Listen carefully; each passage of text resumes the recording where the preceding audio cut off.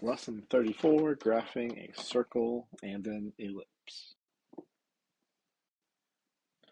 So far for our graphing, we've learned these two equations of lines, which would be y equals mx plus b, or standard form, ax plus by equals c. So both of those equations help us graph these types of lines, where the x and the y correspond to that x and that y, and you can plug in any x and y to then figure out where the line might be.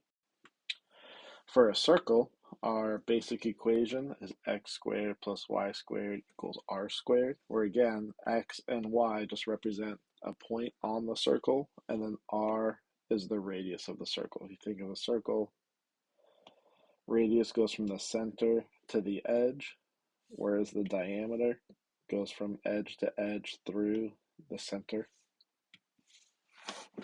So x and y will have two values that go with it. We'll show that in a second, but if you put this on a coordinate plane here, this x value, whatever this may be, has a value here and a value here. Let's say it's at -2, then that means this point is also at -2, and this point is also at -2. And then the coefficients, which just means the numbers in front, the coefficients, if we did a and b, those are always equal for a circle. So for graphing x squared plus y squared equals 3 squared, well, remember it was x squared plus y squared equals r squared. So that means our radius here is equal to 3. And then when x equals 0, so if we plug in 0 for x, we get y squared equals 3 squared. So y squared equals 9, square root y equals plus or minus 3, because 3 squared equals 9 and -3 squared equals 9. So when x equals 0, y equals 3, or -3.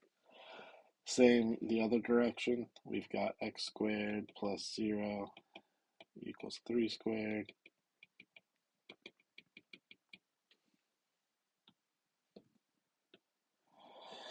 So we would then have a circle with a center at 0, 0, and a radius of 3. You don't need to put that radius, I'll just let you see that here.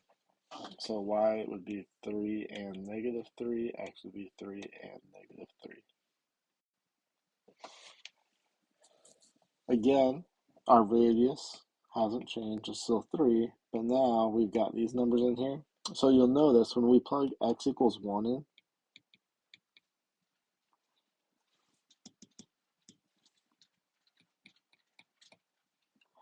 we get a 0 for x, which just means it goes away. So we're left with y minus 2 squared equals 9.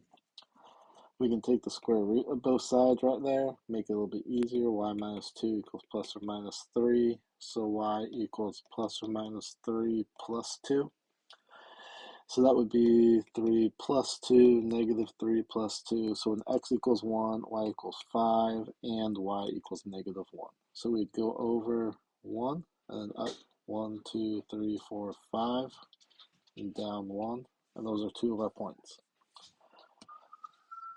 Then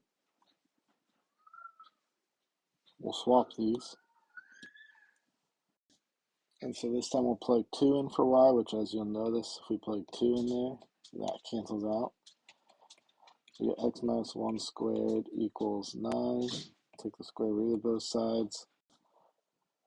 So then we'll have x minus 1 equals plus or minus 3. Add 1 to both sides, x equals plus or minus 3 plus 1. So it's either 3, or it's 3 plus 1, and it's -3 plus 1.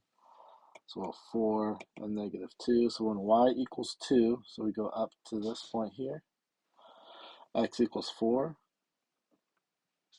and x equals -2.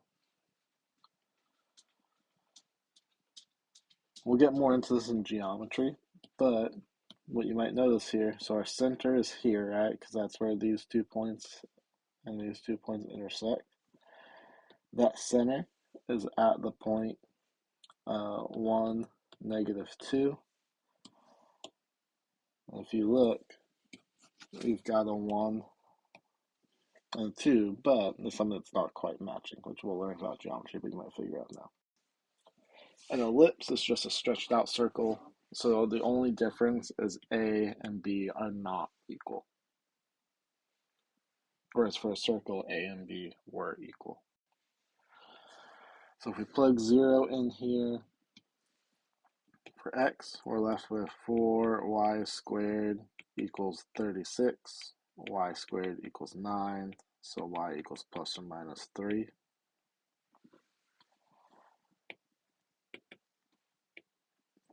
And then we do it the other way, we'll get 9x squared equals 36 because we plug 0 in for y, so x squared equals 4, x equals plus or minus 2.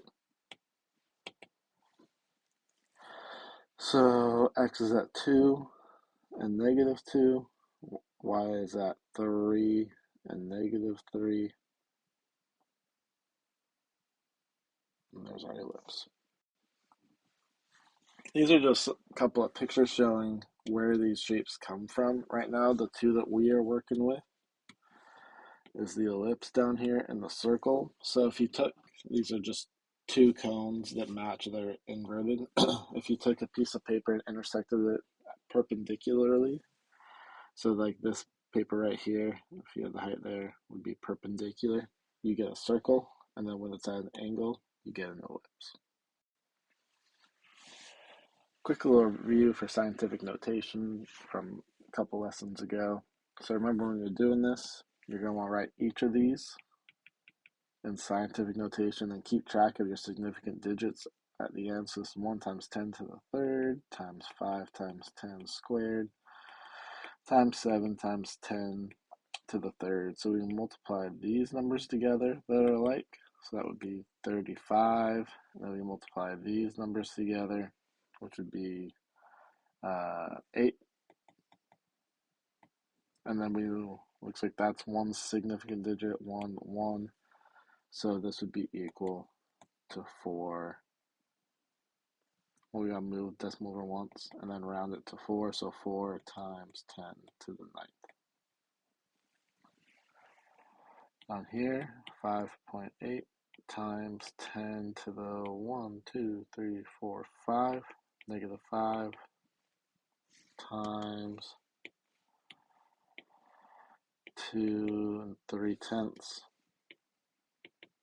times 10 to the 1, 2, 3, negative 3.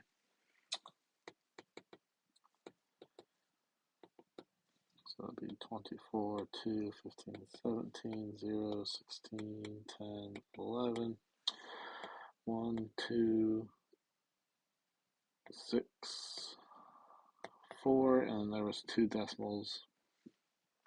So this is equal to 1264 times 10 to the negative 8.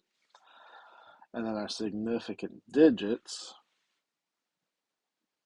so it's going to be 3, because this one has 1, 2, 3, 4, 5. This one has 1, 2, 3. So we need to move this decimal 1 to the left and then round to the 6. So we'll get 1 and 26 hundredths times 10 to the negative 7th.